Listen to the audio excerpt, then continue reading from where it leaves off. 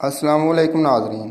वज़ीर-ए-आज़म पाकिस्तान ने लॉकडाउन और कोरोना वायरस की वजह से एहसास प्रोग्राम 12,000 फ़ी पर्सन का आगाज़ किया था और इसमें मुख्तलिफ़ तरीक़ों से दरख्वास्तें वसूल की गई थी, जो कि शनाख्ती कार्ड नंबर 8171 पर सेंड करके और दूसरा साइट के ज़रिए या एप्लीकेशन के ज़रिए वसूल की गई थी। अब जो दरख्वास्तें रजिस्टर्ड हो चुकी हैं उनकी वेरिफिकेशन का अमल आ चुका है। तो वज़ीर-ए-आज़म पाकिस्तान के एहसास प्रोग्राम में हुकूमत की तरफ से एक डिस्ट्रिक्ट और तहसील लेवल पर एक कमेटी बना दी गई है, जो कि एहसास प्रोग्राम में दरख्वास्त जमा करने वाले मजदूर तबका की वेरिफिकेशन करेगा। ये कमेटी हकदार तबका की वेरिफिकेशन करेगा जो कि इस प्रोग्राम में रजिस्टर्ड हो चुके हैं।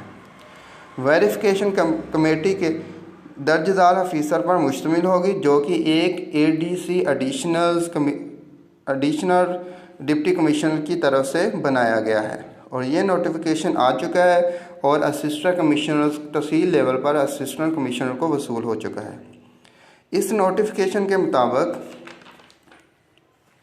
दर्ज झैल ऑफिसर्स वेरिफिकेशन के हकदार होंगे, जो कि इस पॉइंट के ज़रिए वेरिफिकेशन कमेटी के ज़रिए नोटिफिकेशन को देखते हुए number 1 headmaster of concern school, जिस स्कूल में वेरिफिकेशन का अमल बनाया गया है वो उसका हेडमास्टर करेगा। नंबर 2 नादरा, उस तहसील का नादरा उस वेरीफाई करेगा। Assistant director BISP Hasilpur.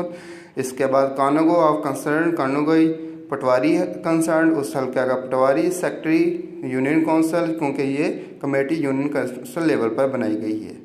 Number 7 पे है कंसर्न नंबरदार, उस गांव का जिस गांव में वो मजदूर या जो दरख्वास्त जमा करवा चुका है वो उस चेक का नंबरदार उसको वेरीफाई करेगा। ये कमेटी दर्ज झैल पॉइंट को मद्देनज़र रखते हुए हकदार का तलाश करेगी। कमेटी के लिए जो असूल बनाए गए हैं वो नोटिफिकेशन में दिए हुए हैं। नंबर 1A पे है families which of following characteristics में बी रजिस्टर्ड।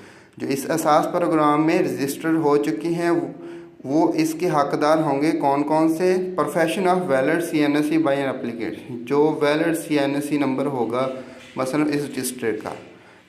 नंबर 2 पे है monthly income is less than 20,000, जिनकी 20,000 से तनख्वाह पूरी मंथली इनकम 20,000 से कम होगी वो इसके हकदार होंगे।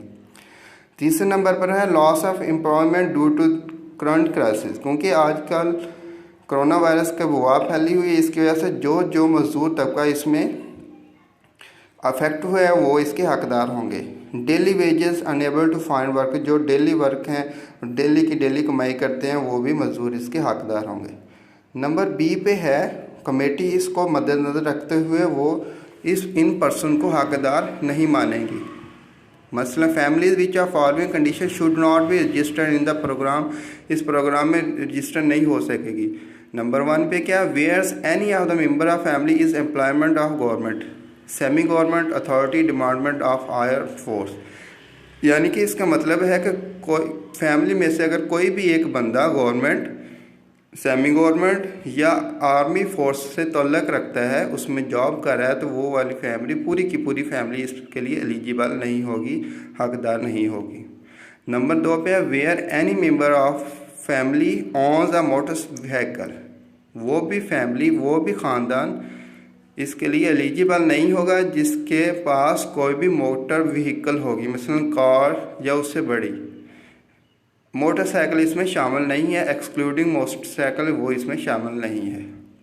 नंबर 3 पे है keeping in view of allocation of each promise in limited families meeting above mention criteria with following condition में बी गिवन प्रेफरेंस। ये जो चंद अहम पॉइंट दिए हुए हैं इनको वो प्रेफरेंस करेगी, तरजीह देगी। मसलन डाइवोर्स जो तलाक याफ्ता हैं ख़वातीन, विडोज़ जो बेवा हैं, सेपरेटेड वुमेन जो अलहदा हो चुकी हैं, women without adult male members in the family, या वो ख़वातीन जिसमें कोई भी मेल यानी कि आदमी नहीं है, वो ये तमाम इसके एलिजिबल होंगे। The committee will submit its report within 4 week.